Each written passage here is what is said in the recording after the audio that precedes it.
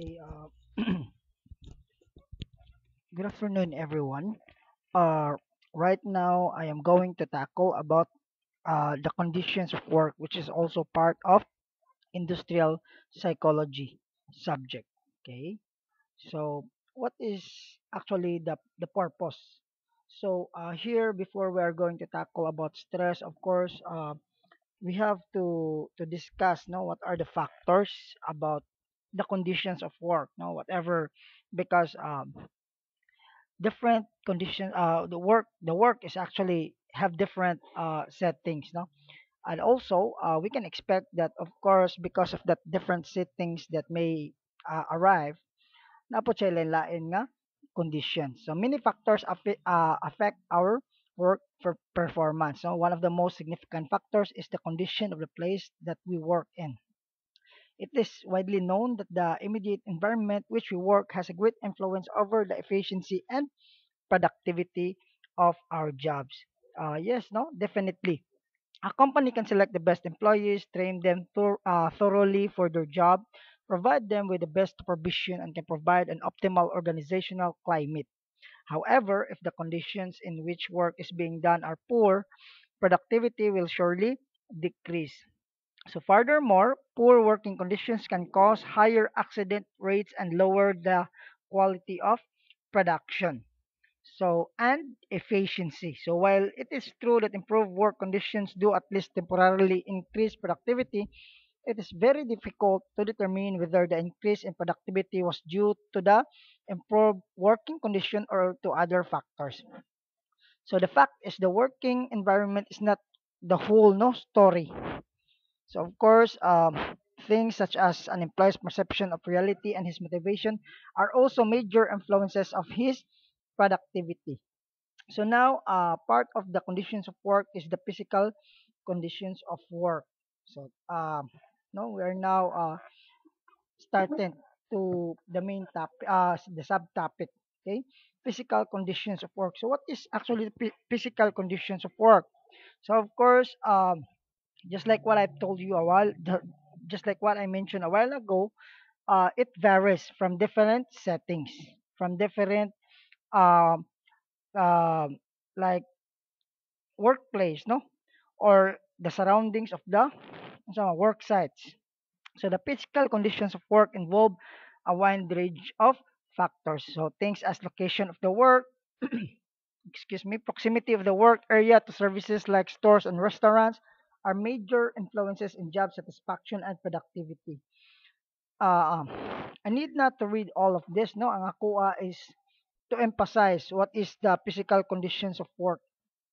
So like for example, if your job is actually a service, like shall we say, a store pro, no? Just like for example, kana mga naa sa Chokstogo, kana mga manukan, no?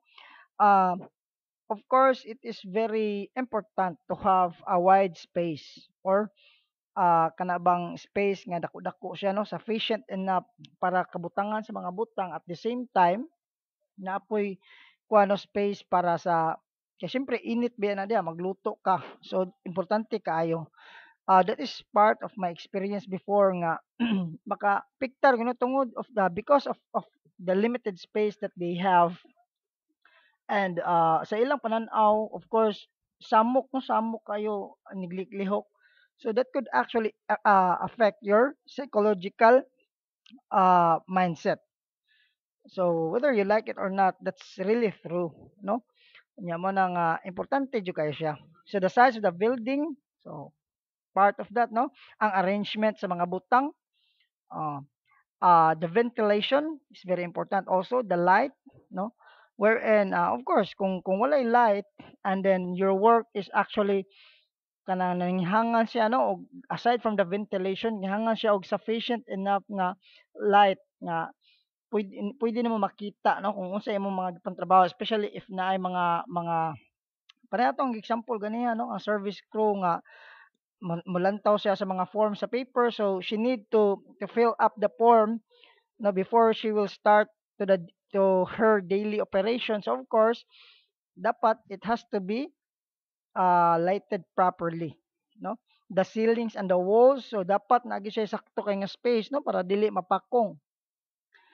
Other than that, another trend in office design architecture. So everything no about the design, about the space, about the lights, about the color of the surroundings.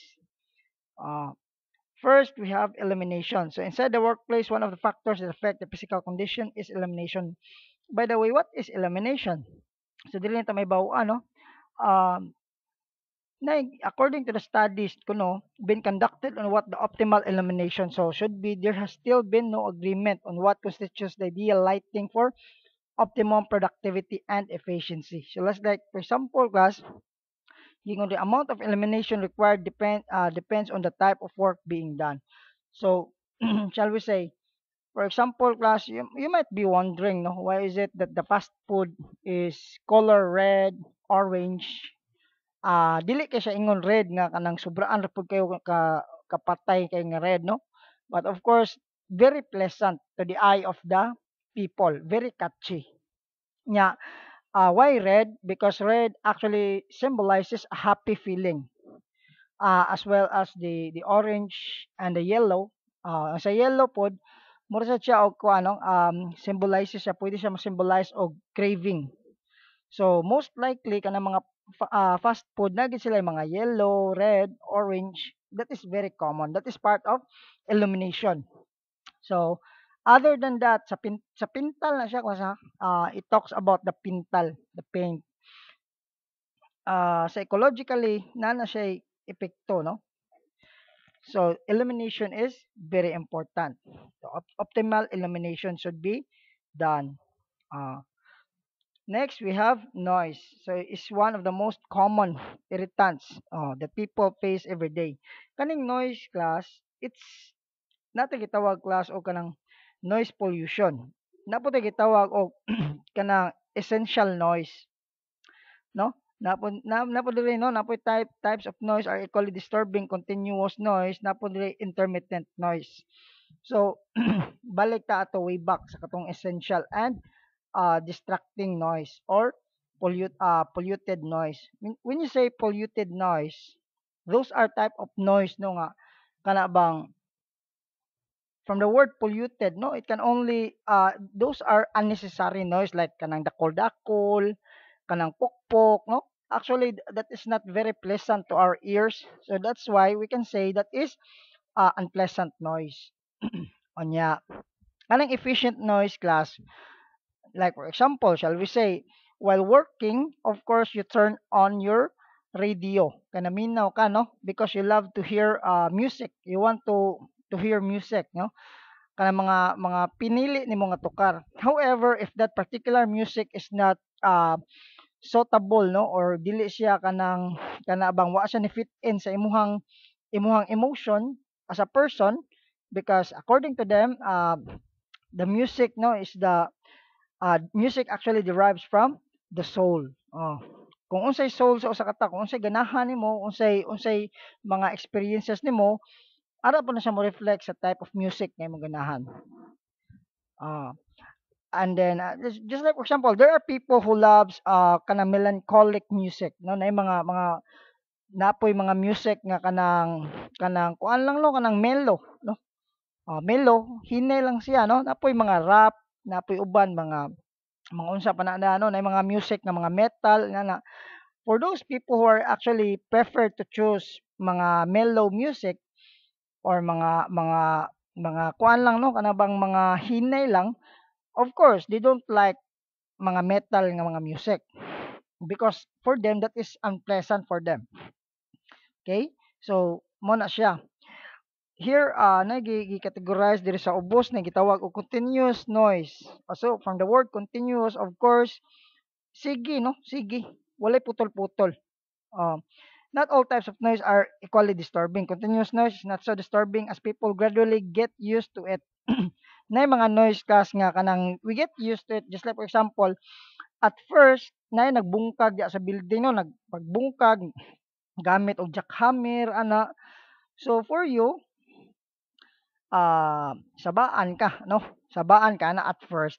Pero if that could be done continuously, maanad naman imong dunggan ana, no? maana din ay mandunggan for you that becomes an ordinary. Just like for example, for me, no, I was living there in the city.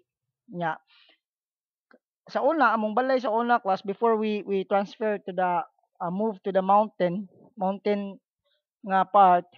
Sa una sa ubos daghan kay mag-construct og building nya the noise is very distracting at first, no. Di mi katalong og tulog kanang dapit sa IT part. But on the later part, of course, pila ka years pila ka months naanad na mi, no. Intermittent noise means say intermittent noise is more disturbing. Why? It is the harder to adapt to it. Why intermittent? Meaning kita intermittent class putol-putol, no, dili sige, dili permanente. Just for example, nagdukduk ron pagkaugma wala. Kasunod adlaw nagdukduk na pod. Ana ba, no? So that is we find it very distracting kay putol-putol man, psychologically dili man ta ka-adjust. So that is also the purpose. That is also the functions of our brain. Excuse me. These adaptations, however, might just occur at the conscious level and not at a psychological level. So the psychological effects of noise such as deafness and constriction of blood vessels can still occur. That this is according to research. Like for example, ah kanang disco, no, though it is too loud, the music is too loud. However, if you're that kind of person nga hilig kag disco, for you, you felt comfortable about it. Pero about those people nga kanang hili kay hinay kaayo kanang kanabang ganas lag mingaw, if they were to expose sa kanang mga disco, their blood vessels will constrict. Nang ita constrict las mo sirado nung huot ilang ginhawa. Ah So there are also noise kita unfamiliar noises also tend to be more disturbing. Na po yung mga noise that is very unfamiliar. Mingitag unfamiliar noise, those are noise na kanang mukalit lang gani siya kuan class like shall we say sa inyong balay karon, no, nay nagpaputol og lubi. Nay nagpaputol og lubi. Sa ato inyong lugar is you used to know nga inyong lugar dili nga na kasaba, no. But on the later part because sa inyong silingan kay daghan na kay lubi, ilang gipaputol ilang lubi kay ilang gamiton. So of course, the noise that actually produced, no, from the cutting of those mga coconut tree, that becomes unfamiliar to you. So kanang magabas. So that becomes noise also. Usa po na siya, no, maka-affect sa atong trabaho. Sa trabahoan napoy usahay, no, nga ganahan ang mga tao og music like for example in Jollibee. Asa mo kitag Jollibee or McDonald, mga fast food nga way music, na gini music, no. Mga mellow lang, dili mga rock. Wa sad nagpatukar sa Jollibee o kanang mga metal, no, wala po na sa Jollibee pod. Because why, no? They have to actually blend with the atmosphere of the workplace. Like for example, if ingon ana gani kay Jollibee man, most likely the people are the people actually prefer to eat dira or nipili sila nga mukaon diha to relax. Dili ingon nga moara diha ro magmaoy-maoy, no. So it has to be fitted also. Next, we have the color. Many claims have been made about the beneficial effects of color. Ang sa illumination class before this is to correct, not to correct, this is to compare with illumination and color. Illumination is the kuan na siya class, no, mo siya og kanang ang lugar daw there is the presence of color. Magdepende po, no, dapat dili kay nimo bag-on ano ba san ginipson o gibag-on sa color. Or like for example, ang illumination is when something, no, nga maka-produce og light ya class, mo na siya about illumination. Nung tag color gini siya. Okay? The color is white, baron, black, gray, ana. Ang illumination is though it is color yellow, it is color orange or color black, magdepende siya sa kanang sa intensity of the color, the lightness or the kuano the boldness of a color. Okay? So many claims have been made out about the beneficial effects of color. Yes, true, no? It can be used to prevent eye strain since different colors have different reflective properties. So it can be used to create a more pleasant environment, and it can also be used to aid in safety through color coding. So lastly, it can create differing illusions of size and temperature. Okay? So ang color class appeal po na siya, no? Psychology of color. So like for example, shall we say if you what is the common color of an office? So of course class, as you notice, wa mo siguro makakita was no ang office color green or ang office color siguro green na ay mga seldom no, na ay mga inana no. Walay office nga color violet no. Wa po'y office nga color black o wala po'y office nga color red. So ang color sa office usually white gina. Because the color itself no has something to represent, or the color itself has its meaning. The color itself also has a function or a purpose. So the color no could be what is the explanation about this in relation to conditions of work. Of course, in a working area or in a place where the people are actually performing the job or performing work, pareha na sa call center class, of course, dili gina koloran og kuano black, wala gi black og color nga building no nga call center agent black ang ilang kuan, wala po'y color violet. It has to be white or something that is very pleasant and very comforting for to the eye of the people, because the color also could affect the emotions of the person. Kung bugat na siya di murasag ang tao diha murasag kanang saputon. So it has to be mukuan sa siya no it has to be to go with the atmosphere or the unsa man sa palibot sa usa ka sa environment sa usa ka workplace.